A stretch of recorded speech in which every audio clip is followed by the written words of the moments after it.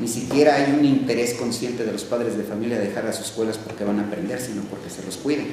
Entonces pues ya se extiende, después de la escuela los tienen que meter al béisbol, al fútbol, al inglés, a la natación, pero lo que menos quieren es estar, entre comillas, batallando con los hijos. Entonces es reflejo de esto. El TDAH efectivamente es como el síntoma de algo, como lo dijo Eduardo, que está enmascarando algo. Es decir, es reflejo de algo que está pasando en la familia, es reflejo de algo que está pasando en la escuela. Lo que hace el medicamento es tratar de quitar este síntoma con un medicamento y de que de lo demás no se sepa nada. Por eso es que también tiene una lógica muy interesante de análisis el TDAH, porque hay a muchos padres de familia, muchos maestros, que precisamente la etiqueta y el diagnóstico del TDAH sirve para justificar sus propias prácticas como estilos de crianza, como sus propias prácticas educativas. Es decir, como este niño está enfermo, pues de lo que necesita es un medicamento y no necesita de que yo me vincule de diferentes maneras. A muchos padres de familia dicen, es que como mi hijo está enfermo, pues por eso no aprende, o porque mi hijo está enfermo, por eso patea, o porque como mi hijo está enfermo, por eso se le va a golpes al otro. Y entonces el psiquiatra le dijo, nos dijo que como tiene algo en la cabecita que no puede controlar, así va a ser de por vida, y que además va a necesitar medicamentos de por vida. Entonces esas son las etiquetas, pero que dentro de esta lógica interesante a muchos padres de familia les conviene más asumir esa posición de algo que es mucho más cómodo y más fácil y entre comillas más práctico, que empezar a pensar en nuevas formas de relacionarse con sus hijos. Esa es la verdad. Entonces el TDAH es el reflejo de esta incompetencia que también hay en las escuelas. De alguna manera la invitación que hace la Comisión Ciudadana de Defensa de los Derechos Humanos me agrada, porque realmente el libro de lo que está reflexionando es sobre las prácticas educativas y las prácticas psiquiátricas. La práctica psiquiátrica solamente tiene una mirada y no permite otra mirada.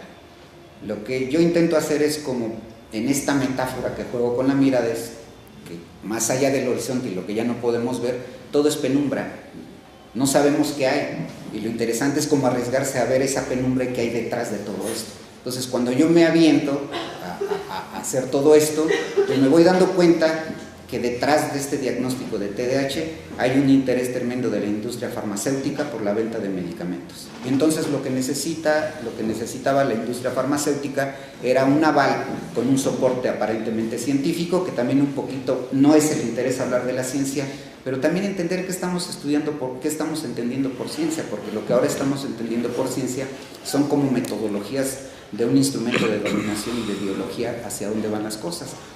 Un tanto de la crítica que yo hago a los colegas, a los compañeros psicólogos, es que a veces no nos atrevemos a hacer una crítica a la propia psicología o a cualquier otra saber como disciplina. Es esa, ¿no? Que de repente me da la impresión que los psicólogos fuimos formados en las escuelas como un instrumento ideológico de dominación social y de control. Entonces el psicólogo tiene la idea, efectivamente, o los padres de familia tienen la idea de que yo llevo a mi hijo para que mi hijo me lo corrija de lo que yo no puedo hacer como padre y madre de familia. Entonces somos pésimos psicólogos cuando al padre de familia no cumplimos con su expectativa. Entonces ya Eduardo hablaba de esto, que además es el que tiene experiencia en el trabajo en terapia familiar, de que efectivamente lo que estamos viendo es cuando vemos un niño con TDAH o una niña con TDAH, no es más que reflejo de algo que está ocurriendo en los diferentes contextos en los que ellos se mueven, y que ya el contexto educativo, como dice Eduardo, es importante, el contexto que vive dentro del aula, y que a veces este TDAH no es más que el reflejo también de la propia didáctica, del propio agotamiento de los maestros, y que a veces de la falta de creatividad que existe en las propias escuelas, pero que tampoco es el único responsable, si lo vemos más sistémico, de lo que está pasando con los niños, con la reforma educativa, con la carga de documentos administrativos y burocráticos. A un maestro, a los maestros, los que trabajamos en educación, no nos corren si echamos a perder un niño y lo mandamos a medicar. Nos corren porque no entregamos una planeación, nos corren porque no entregamos documentos administrativos. Eso es absurdo.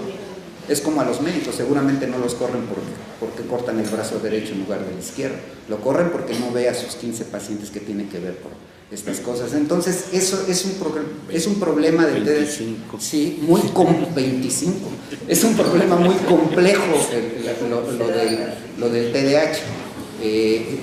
Pero también tenemos una responsabilidad de educación. Yo creo que la educación es la que más ha quedado atorada si se puede hablar que como país hemos evolucionado, pero si hay alguna evolución en algunos campos, creo que la educación es la que menos avanza.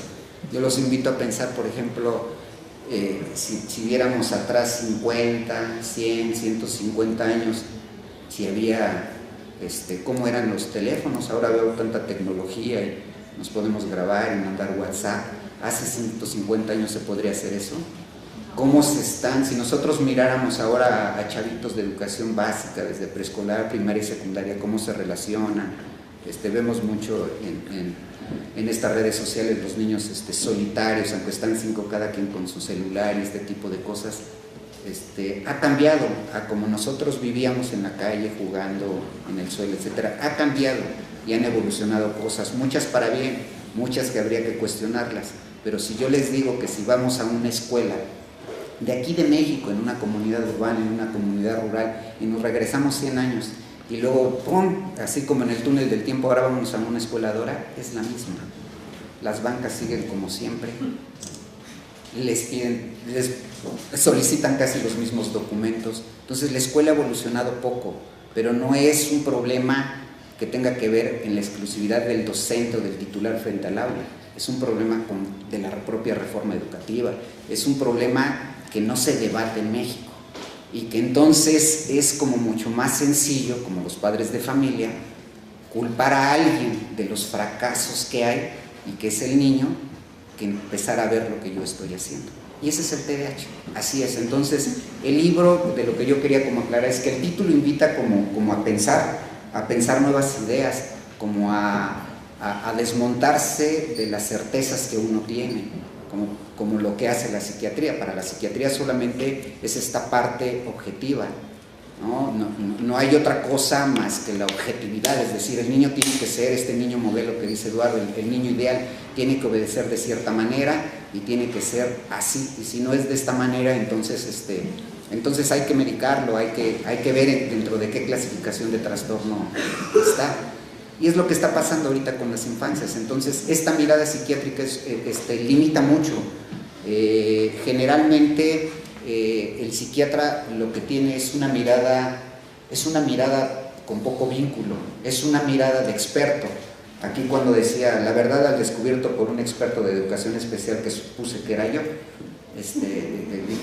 me dice Rosana, está bien, hazle los cambios, está bien, porque en un apartado de un capítulo lo que voy criticando es lo que se está viviendo en la actualidad, la gran cantidad de especialidades y de expertos que hay. Yo una vez fui al médico y con un problema de pie, pues ya no era un médico general, ahora hay un especialista del pie derecho, pero aparte del pie derecho sí es el dedo meñique o el pulgar. Entonces, el tobillo externo o el interno, ¿no? Entonces hay que mandarlo con el especialista. Entonces ya todo es especialista. El problema no es ese. Posiblemente se ha especializado la gente en cosas que vale la pena que se especialicen. El problema es que la especialidad, lo que hemos creído del especialista es que es quien tiene la voz de mando. Entonces, generalmente al médico o al psiquiatra no se le cuestiona su práctica. Lo que dice el médico, en este caso el psiquiatra, para estos niños con TDA no se cuestiona. Es más, yo he encontrado mamás que dicen, pues cuestiónalo, dile qué es el medicamento, dile por qué es este medicamento. Yo que este medicamento, como el metilfenidato, que ni siquiera fue hecho como para déficit de atención e hiperactividad, o no es para esto, sino era para fatiga crónica cuando surgen los años 50, para casos de depresión, para narcolepsia, básicamente para eso fue diseñado químicamente este metilfenidato, pues dile. No, pues es lo que nos ha dado. Entonces los psiquiatras se enojan y dicen, bueno, aquí usted estudió medicina, ¿quién es el médico, usted o yo? Entonces, no sé por qué, no quiero totalizar porque no hay verdades absolutas. De hecho, el libro lo va planteando un poquito desde tiene un soporte un poquito en los planteamientos de Foucault, en estas nociones básicas que él maneja entre saber, poder, subjetividad.